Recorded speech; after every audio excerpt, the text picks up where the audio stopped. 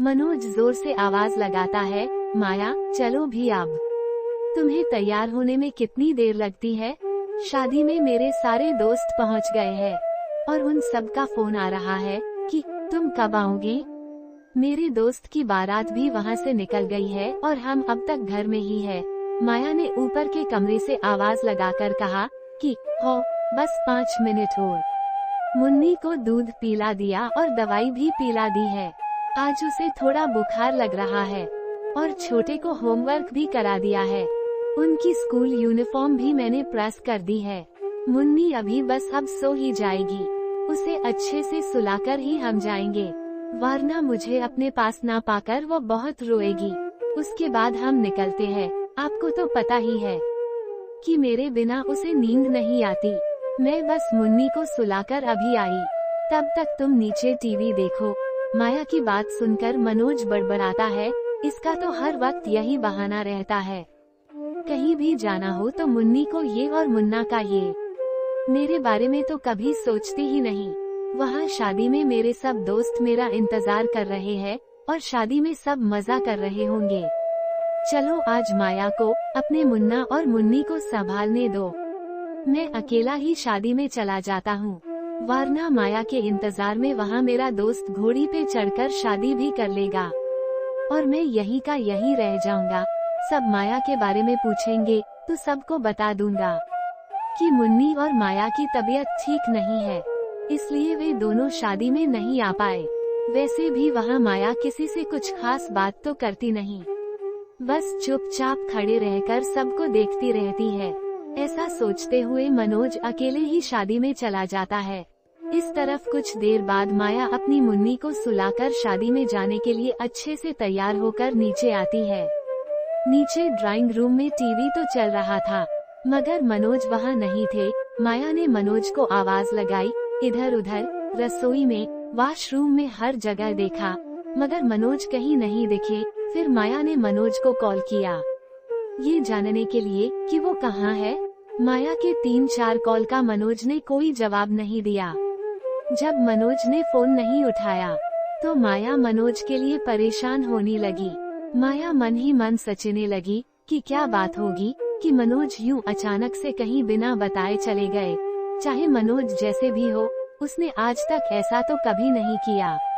मनोज आवाज लगाकर मुझे कहकर ही जाते, मगर आज ऐसे कैसे? उन्हें कुछ हुआ तो नहीं? मनोज ठीक तो होंगे ना? माया मनोज के बारे में सोचकर ऐसे ही छटपटाने लगी।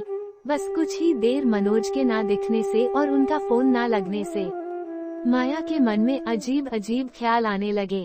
उस तरफ मनोज अकेले ही अपने दोस्त की शादी में चला गया और उसने दोस्तों से ये कहा कि माया और मुन्नी दोनों की तबीयत आज कुछ ठीक नहीं, इसलिए माया शादी में ना आ पाई। और शादी में दोस्तों के साथ मस्ती करने लगा और अच्छे से शादी वाला मजेदार खाना भी खाया। इस तरफ माया मनोज को लगातार फोन लगा रही थी। तब मनोज ने माया को मैसेज किया कि मैं यहाँ अपने दोस्त की शादी आ गया हूँ, अब बार बार फोन करके मुझे परेशान मत करो, तुमने तैयार होने में बहुत देर कर दी। अब तुम मुन्नी के साथ ही सो जाओ, मैं रात को देर से आऊंगा। मनोज का मैसेज पढ़ते ही माया की जान में जान आई कि चलो मनोज ठीक तो है। लेकिन दूसरे ही पल माया के दिल में ये ख्याल आया कि ऐसी भी क्या जल्दी जाने की, मैं अपने बच्चों की वजह से ही तो लेट हुई थी। क्या मनोज मेरा इतना भी इंतजार ना कर पाए? क्या मुन्ना और मुन्नी सिर्फ और सिर्फ मेरे बच्चे हैं? बच्चों की जिम्मेदारी सिर्फ मेरी ही जिम्मेदारी है? क्या बच्चों की और उनकी कोई जिम्मेदारी नहीं?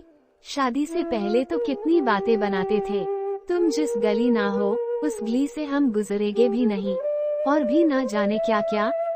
अब क्या हुआ, तेरे सारे वादे झूठे। सोचते हुए माया ऊपर अपने कमरे में जाकर अपने आप को आईने में देर तक बस एक तक तकती ही रह गई। तभी माया के मोबाइल में फिर से मैसेज आया। उसने नोटिफिकेशन में देखा तो मनोज ने अपने दोस्त के साथ की फोटो इंस्टाग्राम पे पोस्ट की थी, जिसमें वो अपने दोस्तों के साथ बहुत ही खुश नजर आ रहा था। और इस तरफ माया का दिल दर्द से रो रहा था, क्योंकि ये आज की बात नहीं, मनोज को अब दर्द देने की आदत सी हो गई थी।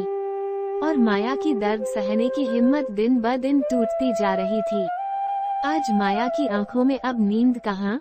माया पूरी रात अपने दोनों बच्चों को देखते हुए मनोज का इंतजार करती रही कि आज तो मैं मनोज से पूछ के ही रहूंगी कि बच्चों की तरफ उसकी कोई जिम्मेदारी है भी या नहीं। वो मुझे यहाँ यूं अकेले छोड़कर कैसे जा सकते हैं। वैसे आज तक माया ने मनोज से ना ही कोई सवाल किया और ना ही कभी मनोज के साथ ऊंची आवाज में बात की, चाहे मनोज जितना भी गुस्सा हो या चिल्लाए। माया अपने अंदर कई सवालों की पोटली बनाए जा रही थी। इन्हीं सब कसमकस के बीच कब सुबह हो गई, माया को पता ही नहीं चला। और सुबह होते होते माया के मोबाइल में मनोज का फिर से एक और मैसेज आया, जिसमें लिखा था कि माया, मैं तुमसे थक गया हूँ, अब मुझे तुमसे डिवोर्स चाहिए। ऐसा मैसेज पढ़ते ही माया के पैरों तले से जमीन ही खिसक गई। वो सोचने लगी, इतनी सी देरी के लिए इतनी बड़ी सजा, या मैं इतनी बुरी हूँ, या मैं सुंदर नहीं हूँ, या मैंने अपनी जिम्मेदारी ठीक से नहीं निभाई।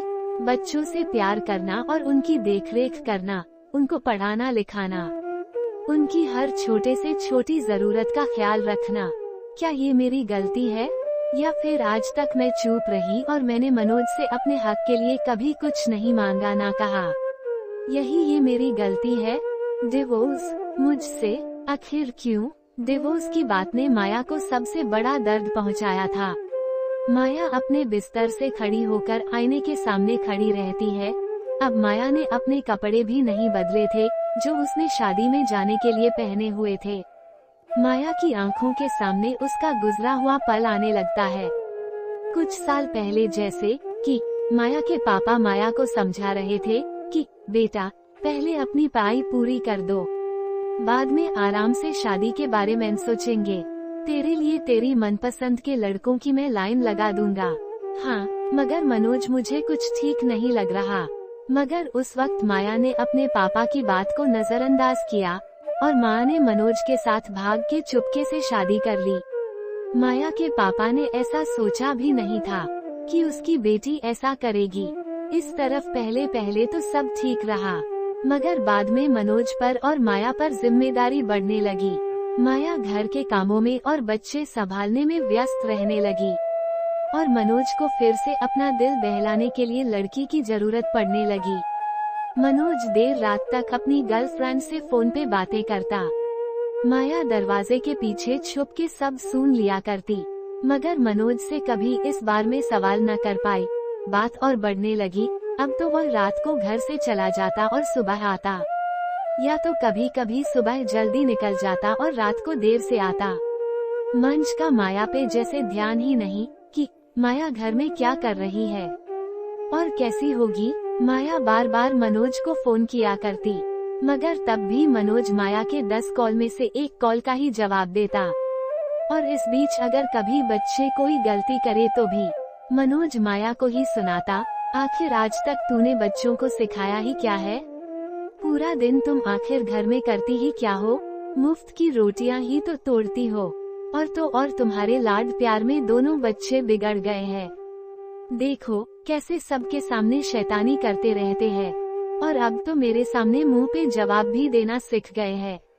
ये सब तुमने ही तो सिखाया है ना दोनों को। माया गम में डूबी रह जाती कि क्या सच में इसमें भी मेरी ही गलती है? मैंने बच्चों को कुछ नहीं सिखाया। और माया हर बार की तरह चुप रह जाती। उसके पास मनोज के सवाल का उस वक्त कोई जवाब नहीं होता था। माया की पाई भी इस प्यार के चक्कर में अधूरी रह गई। माया पहले से ही बहुत शांत स्वभाव की थी। उसने किसी से झगड़ा करना या किसी से ऊंची आवाज में बात करना सीखा ही नहीं था। छोटी छोटी बात पे मनोज गुस्सा हो जाता, तब भी माया चुप रह जाती। ऐसी और भी कई बातें जो माया के दिल को दर्द पहुंचाती रही, लेकिन आज तो माया का दिल एकदम से टूट ही गया। उसके इतनी कोशिश के बावजूद भी मनोज उससे दूर ही रहता।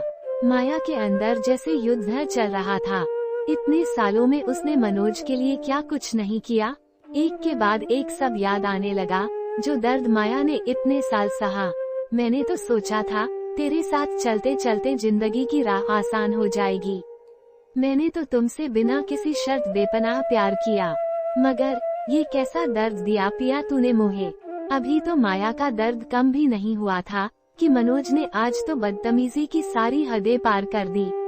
आज तो मनोज अपने साथ एक लड़की को घर लेकर आया और माया और बच्चों के सामने ही उसी के बिस्तर पे बैठ जाता है। माया उसी वक्त अपने दोनों बच्चों को लेकर अपना सामान लिए घर छोड़कर अपने पापा के घर चली जाती है। माया ने अपने पापा के घर का दरवाजा खटखटाया। माया के पापा ने दरवाजा खोला। सामने दो बच्चों और सामन के साथ अपनी बेटी की ऐसी हालत देखकर माया के पापा ने अंदाजा लगा लिया कि माया सच में तकलीफ में है। इसलिए उन्होंने माया को घर के अंदर आने दिया। माया ने अपने पापा के पैर पकड़ लिए और कहा, पापा मुझे माफ कर दो, मुझसे बहुत बड़ी गलती हो गई है। आप सच ही कहते थे कि मनोज अच्छा लड़का नहीं है, लेकिन मैं उस वक्त उसके प्यार में अंधी हो गई थी, जो आपके लाख समझाने पर भी मैं नहीं मानी। मैंने आपका बहुत दिल दुखाया है, मुझे प्लीज माफ कर दीजिए पापा। माया के पापा ने अपनी बेटी माया को गले से लगा लिया और कहा, पहले तो तुम रोना बंद करो। तुम्हें पता है न कि मैं तुम्हारी आंखों में आंसू नहीं देख सकता। इसी बात पे कई बार तुम्हारी माँ से भी झगड़ा हो जाता था। और रही माफ करने की बात, तो माफ तो मैंने तुम्हें कब का कर दिया था, मगर तुम उसके बाद कभी आई ही नहीं और न ही हमें मिलने की तुमने कभी कोशिश की। तो हमने सोचा तुम मनोज के साथ खुश होगी, मगर इतने साल बाद अचानक क्या हुआ? माया ने कहा, क्या कुछ नहीं हुआ। आपको मैं अपनी तकलीफ नहीं बताना चाहती थी, और कहती भी तो क्या मुंह लेकर। मैंने आपकी मर्जी के खिलाफ जो शादी की थी, तो मैंने सोचा कि जो भी करना है अब बस मुझे ही करना है। इसलिए मैंने मनोज को समझाने और सुधारने की अपनी ओर से बहुत कोशिश की, मगर अब पानी सर से ऊपर पहुंच गया है। अब उसकी बदतमीजी मैं और नहीं सह सकती, इसलिए आपके पास चली आई, और जाती भी तो कहाँ। आप दोनों के अलावा मेरा इस दुनिया में है ही कौन। बस कुछ ही दिन पापा, उसके बाद में अपने और अपने बच्चों के लिए रहने का इंतजाम कर ही लूंगी। माया के पापा ने कहा, ऐसा क्यों कहती हो, ये अब भी तुम्हारा अपना ही तो घर है। बहुत अच्छा किया बेटी जो तू यहाँ चली आई। आखिर हम तुम्हारे माँ बाप है, और माँ बाप अपने बच्चों का साथ कभी नहीं छोड़ते। माँ बाप का दिल बहुत बड़ा होता है, वो किसी भी हाल में अपने बच्चों को माफ कर ही देते हैं। अब तुम्हें फिक्र करने की कोई जरूरत नहीं, तुम अब से हमारे साथ ही रहोगी। और रही बात तुम्हारे और मनोज के रिश्ते की, तो जहाँ तक मैं तुम्हें जानता हूँ वहाँ तक तुम ऐसी कोई गलती कर ही नहीं सकती जिससे कि मनोज गुस्सा हो। गलती जरूर उसी नालायक की ही होगी। माया के पापा ने माया को अपनी पढ़ाई पूरी करने को कहा। डिस्टेंस लर्निंग से माया ने अपनी पढ़ाई पूरी कर ली, उसे अब अच्छी जॉब भी मिल गई। माया की माँ बच्चों का ख्याल रख लेती।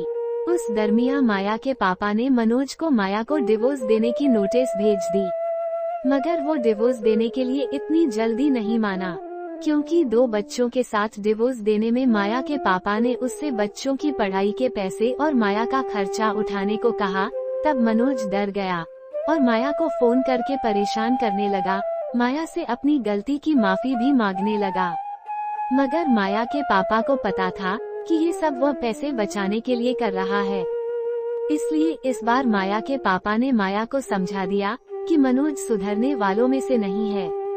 उसे सुधरना होता तो वो कब का सुधर गया होता।